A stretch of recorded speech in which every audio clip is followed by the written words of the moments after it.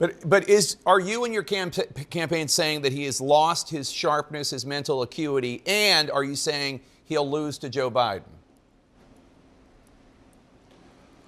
Well, I wouldn't be running unless I thought that the Democrats would beat Trump if he were the nominee. I mean, they're going very easy on him right now. I mean, they're not saying much. The minute if he were to be the nominee, I mean, you're going to see scorched earth. You're going to see all this stuff brought up from the past, and the whole election will end up being a referendum on Donald Trump. And Biden will be able to hang out in the basement, and I think he'll be able to get away with it again. Look. When you get to this point, the presidency is not a job for somebody that's pushing 80 years old. I just think that that's something that has been shown with Joe Biden. Father time is undefeated. Donald Trump is not exempt from any of that. I think with somebody like me, you go in, I'm in the prime of my life. I go in day one. I'll serve 2 terms, deliver big results, and get the country moving again. That's what Republican voters want to see. They're going very easy on him. They're not saying much. Before I go off on this video, don't forget to like and subscribe. You got to be subscribed to this great channel, and don't forget to share to help get it out there. And here we go with this. He is showing himself to be a complete phony and fraud on a daily basis, let alone the stuff that's going on with the heels, with the hidden cowboy boot lifts and all that. That's a topic for another day. He was getting teased about his age, like if he's too young to run or if he has enough experience. And he's going talking about Biden's age and Trump's age.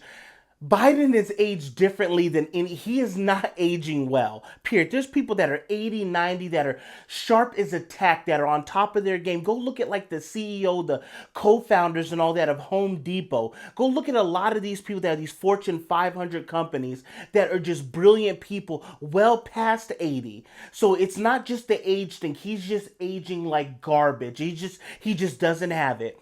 But back to this situation, so they're taking it easy on him. And he will say this with a true, you saw him, his face didn't move, straight face BS answer. So they're taking it easy on him. Why? He has 91 felony counts that mount up to over 700 years in prison. They got this crazy lady, E. Jean Carroll, going after him, trying to completely assassinate his character. Going with this whole defamation. He's trying to stop her from defaming him. Think about, you woke up and some person said, oh yeah, man, 30 years ago, you had me in a PacSun dressing room. Like, come on, like, man, I don't even know this lady. So you have those little Scud missiles on the side. Then you have the big stuff where they're trying to completely confiscate all of his businesses. They're trying to just, and that's going to affect the rest of his family. That's Eric, that's even Barron, even his youngest son. They're trying to take everything that he has and slap him with some ignorant, like $250 million plus fine. So that's taking it easy on. They're not saying much. Every single day they are comparing him to Hitler, Mussolini, all of these people. I mean, they're going very easy on him right now. I mean, they're not saying much. They're not saying much. Go look at YouTube. Go look at CNN, ABC, and MSNBC. I even talk about the Food Network. Every other video, if not every single video, has something to do about him. Assassinate the character. He's racist. He's walking over the graves of soldiers. They say everything in the book to demean and just basically turn this person into a mutant. And he's gonna sit up there on Lion CNN with a straight face and say that they haven't been saying much. This is why you cannot buy loyalty or authenticity. You have to remember, it's coming from both sides. It's not just the Democrat side, it's the Republican side as well. They have corrupt figures on both sides. Why do you think somebody that had such just great favorability and people liked him and he was lined up to be a shoo-in for 2028, they sent him in? He's not doing none of this stuff. He doesn't want to run. He's being told what to do. They probably thought there was a different future. Maybe they thought with all these indictments that Trump was slowly going to sink and he was just going to rise up. But now he's riding it till the wheels crack. back till the wheels fall off. His political career is over. You think he wanted that? He has no chance in 28. He won't even be the governor of that state anymore. That'll be Byron Donalds or Matt Gaetz, any of them if they want it. Hell, anybody. His political future is done. He's going to be viewed almost like the Adam Kinzingers or the Liz Cheneys once all this stuff is completely through with.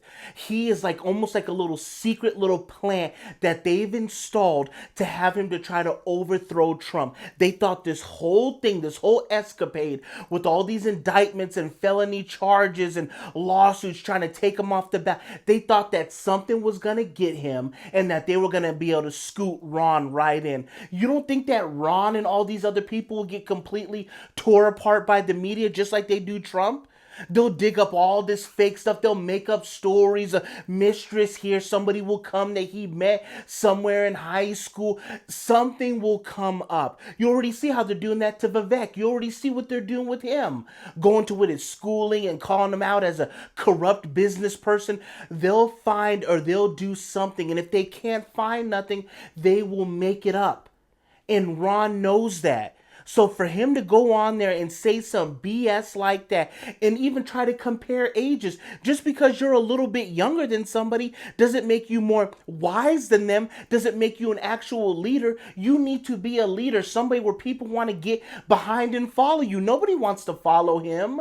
Even look at this little small sample size where Fox didn't see this segment going like this at all. We want to ask people who they want to be the next president of the United States, of the people who are possibilities, okay, who are out there, possibilities.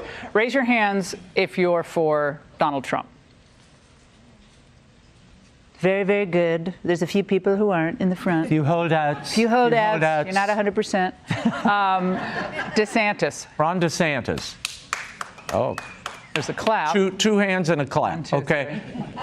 Nobody really wants to vote for this dude, and he knows that. That's not the point. The point of him is just to be a blockade, to be a thorn in the side, to be like a sneaky rat, a snake type individual. That's his whole motive. That is his mission. That's what you see him. He looks miserable, and I would be too if you're completely just throwing your career away. That's exactly, but he has a hand in his back. Somebody's winding up a gear behind him, telling him this is his mission. This is what he is going to do, and he has ruined his political career by doing so.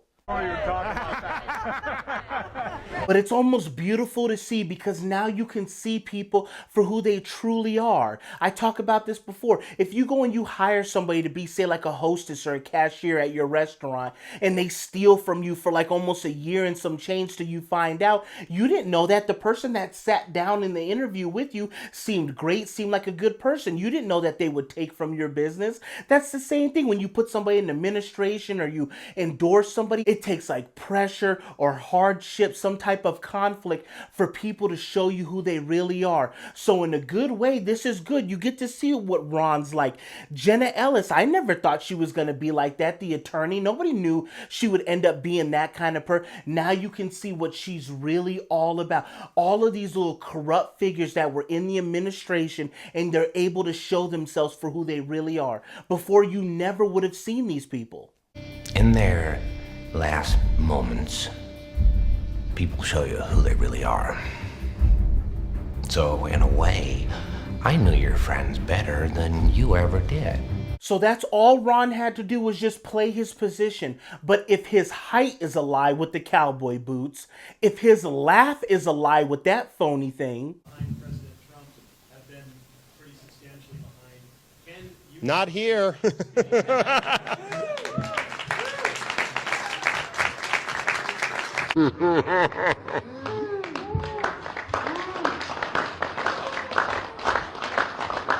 And then he's sitting here lying on CNN in front of this whole entire fake audience and fake crowd. What does that tell you about him?